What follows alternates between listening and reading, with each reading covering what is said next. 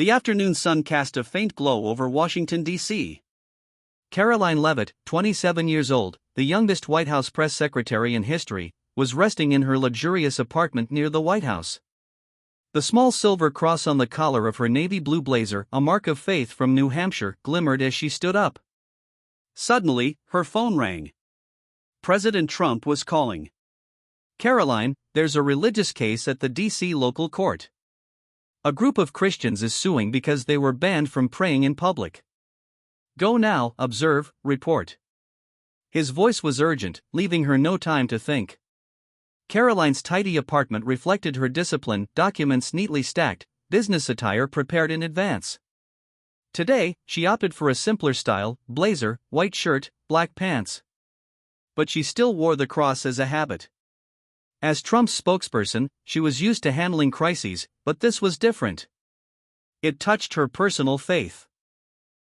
Karoline quickly jumped into her sleek black SUV, speeding through the crowded traffic. NPR blared the news, but she turned it off, focusing on the unexpected task ahead. Before diving into the story, comment where you're watching from and don't forget to subscribe so you won't miss the latest stories. Karoline Leavitt pushed through the glass doors of the D.C. local court, stepping into a stifling, chaotic space. The crowd's murmurs rang out like an off-key symphony, citizens awaiting minor cases, traffic violations, contract disputes, mixed with the clacking of keyboards from the clerk's corner. She glanced at her watch, 2:53 p.m. Just a few minutes remained before the religious case hearing began, the one Trump wanted her to monitor closely. Karoline chose a hard wooden chair in the middle row, sat down, and opened her phone to take notes. The silver cross on her neck glimmered under the fluorescent lights, but she didn't notice the eyes around the room fixating on her. The courtroom wasn't large, but its clutter made it feel oppressive. A middle-aged man in a t-shirt printed with "I am king" sat a few seats away, fiddling with his phone. To her right, a young woman wearing an oversized necklace, shinier than a chandelier, whispered to her lawyer. Karoline frowned. Clearly, dress code rules here weren't strict. She focused on her task, documenting details of the Christian group suing the government for banning public prayer in a local park. This was an issue Trump wanted to turn into a symbol for conservatives, and she was his eyes here. The wooden door behind the judge's bench swung open, and Judge Charles Hargrove stepped out. At 62, he carried a rigid demeanor, salt and pepper hair combed back, wire-rimmed glasses slipping down his nose, and a black robe pressed flat as if just ironed. The crowd fell silent as he sat, his cold, sharp eyes scanning the room. "All rise," shouted James Wilson, a tall black bailiff with a stern face. Karoline stood with the others, phone still in hand, her gaze studying Hargrove. He banged his gavel on the desk, signaling the start of the session. "This is a court of law, not a place to show off personality," he declared, his voice deep but cutting like a knife. Hargrove began calling cases swiftly: a man fined for parking in the wrong spot, $50, no argument; a woman late on rent payments, a light warning. Karoline took notes, noticing Hargrove ran things like a machine, efficient but cold. She glanced at the man in the "I am king" t-shirt. He stood to present a neighbor dispute, and Hargrove didn't mention his flashy shirt. The woman with the oversized necklace was called up too, no word about her jewelry. Karoline frowned again. Something was off. Then Hargrove's eyes landed on her. He stopped mid-sentence, his hand flipping through papers, stalling. His eyes behind wire-rimmed glasses narrowed, as if recognizing something. "Miss Leavitt," he said, his voice icy but with a hint of hesitation, clearly having recognized the familiar face from White House press briefings. Karoline looked up, unsurprised, standing with natural composure. The crowd turned to look at her, murmurs rising as a few others recognized her too. "That cross," Hargrove pointed at her neck, his tone rigid. "It doesn't belong here. The courtroom is a neutral place, not somewhere to display faith." Karoline glanced around. No prohibitive sign hung on the walls. She replied, her voice clear and confident, "I'm Karoline Leavitt, White House press secretary, here to observe a case for work. This is a personal item protected by the First Amendment, violating no rules." Hargrove squinted, his face reddening. "Work? This isn't the place to wear that and cause trouble. The courtroom is neutral, not a church." He banged his gavel again, as if to emphasize his authority. James Wilson, the bailiff, stood near the bench, tilting his head to observe. Mrs. Thompson, the middle-aged court clerk with her hair in a tight bun, stopped typing, glancing at Karoline with curiosity. The man in the t-shirt and the woman with the oversized necklace whispered to each other, clearly surprised that Hargrove didn't notice them. Karoline stood still, gripping her phone tightly. She realized instantly Hargrove wasn't just targeting her but the cross itself, a symbol he seemed to despise. "Sir, I have the right to wear it under the First Amendment," she said, her voice calm but firm. Hargrove cut her off immediately. "Don't lecture me on the law. Step up to the bench now." The crowd held its breath. Karoline took a deep breath, stepping up to the defendant's stand, her heels clicking lightly on the old wooden floor of the D.C. local court. The room fell silent, all eyes fixed on her. The silver cross on her navy blazer collar glimmered under the lights like a small flame amid an approaching storm. Judge Charles Hargrove sat elevated, his eyes behind wire-rimmed glasses narrowing further, his face growing red with anger. "So, what are you doing here with that thing, Miss Leavitt?" he asked, his voice low but sharp as a razor, clearly trying to maintain an air of authority. "Sir, I'm here on duty and have the right to wear it," she replied, still clutching her phone, her thumb discreetly switching on the recording mode. Hargrove banged his gavel on the desk, the sound echoing through the room. "I've seen plenty of people like you, thinking faith gives them the right to disrupt anywhere. This is my courtroom, and I say it's not allowed." He leaned forward, gripping the gavel tightly. "Do you know this behavior is contempt of court?" Karoline furrowed her brow, quickly glancing around the room.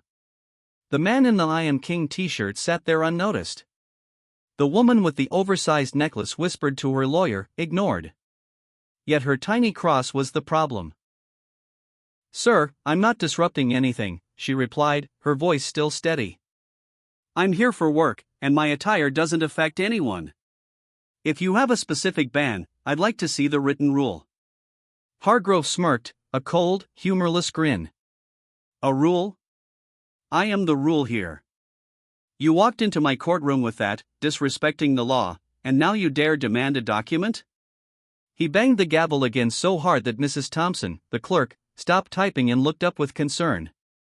The crowd began to murmur. An older man in the back row shook his head, whispering to his neighbor, "That necklace over there's bigger." "Why is no one saying anything?" James Wilson, the bailiff, stood near the bench, tilting his head to observe. He'd worked here 15 years, and Hargrove's focus on Karoline felt familiar, not the first time he'd seen this bias. Karoline took a deep breath, knowing a direct argument wouldn't sway Hargrove. She chose the long game. "Sir, if I've broken a rule, I have the right to a clear explanation," she said, her hand subtly adjusting her phone to ensure the recording didn't stop. Hargrove sneered, clearly taking her words as a challenge. "Explanation? Here's your explanation. I'm fining you $500 for contempt of court." He banged the gavel a third time, the sound ringing like a final verdict. The crowd gasped. Miss Thompson looked up, fingers pausing over the keys, her eyes uneasy. $500, a young woman whispered to her friend. "Just for a cross?" The man in the "I Am King" t-shirt let out a small chuckle but quickly silenced himself as Hargrove glared his way. "You'll pay today before you leave," Hargrove continued, his tone like a lecture. "Maybe this fine will teach you to respect order. This isn't a church, Miss Leavitt, nor a stage for your performance." He leaned back, smug, as if he'd just won an unchallenged fight. Karoline stood still, her sharp eyes fixed on Hargrove. "Sir, I understand your ruling," she said, her voice even but laced with resolve. "But I have the right to ask, why aren't the others in this room with printed shirts, big necklaces, fine too?" Hargrove's face flushed, his hand gripping the gavel until his knuckles whitened. "Don't change the subject," he shouted. "You're the only one here bold enough to bring a religious symbol into my courtroom. That's the difference." Karoline nodded slightly, as if confirming her suspicions. She said no more, but her mind was clear. Hargrove wasn't just biased, he was targeting Christian faith deliberately. Mrs. Thompson resumed typing, but her fingers trembled. In her 12 years as Hargrove's clerk, she'd rarely seen him fined so harshly for something so trivial. James Wilson stood near the bench, arms crossed, his glance at Karoline carrying a hint of empathy. He'd watched Hargrove handle hundreds of cases, and this focus on the young woman stood apart. The crowd's whispers grew louder, some sneaking out phones despite the no-filming rule. Karoline stood there, still holding her phone, her mind racing. She knew this wasn't just a fine, it was a chance to expose something bigger. "Are you done, sir?" she asked, her voice soft but cutting. Hargrove frowned, caught off guard by her composure. "Not yet," he replied. "You'll pay, and I'll move on with the session." "Sit down." Karoline didn't sit. She stepped closer to the bench, resting her hand on its edge, her eyes never leaving Hargrove. "I'll pay, but we're not done here," she said, her voice low but brimming with determination. Hargrove smirked again, but this time it faltered slightly. Karoline Leavitt stood firm at the defendant's stand, her gaze locked on Judge Charles Hargrove. The silver cross on her navy blazer collar gleamed like a silent challenge. Hargrove had just fined her $500 for contempt of court, his face flushed red with triumph, his hands still gripping the gavel. The crowd in the D.C. local court held its breath, the murmurs fading. Miss Thompson, the clerk, stopped typing, her anxious eyes darting between Karoline and Hargrove. James Wilson, the bailiff, stood with arms crossed, tilting his head as if anticipating something bigger. Hargrove broke the silence. "Did you hear me, Miss Leavitt? $500, payable today. Sit down, we have other business." He banged the gavel, signaling an end. But Karoline didn't budge. She took a deep breath, placed her hand on the bench's edge, and spoke, her voice clear, calm, yet sharp as a blade. "Sir, before I sit, I need to clarify a few things for the record." Hargrove frowned, caught off guard by her steadiness. "The record? You've got no right to demand anything here," he snapped, but his voice wavered, as if sensing something coming. Karoline gave a slight smile, not taunting, but the confidence of someone in control. She pulled a small, gold-gleaming card from her document bag and held it up for all to see. "I'm Karoline Leavitt, White House press secretary, serving under President Donald Trump.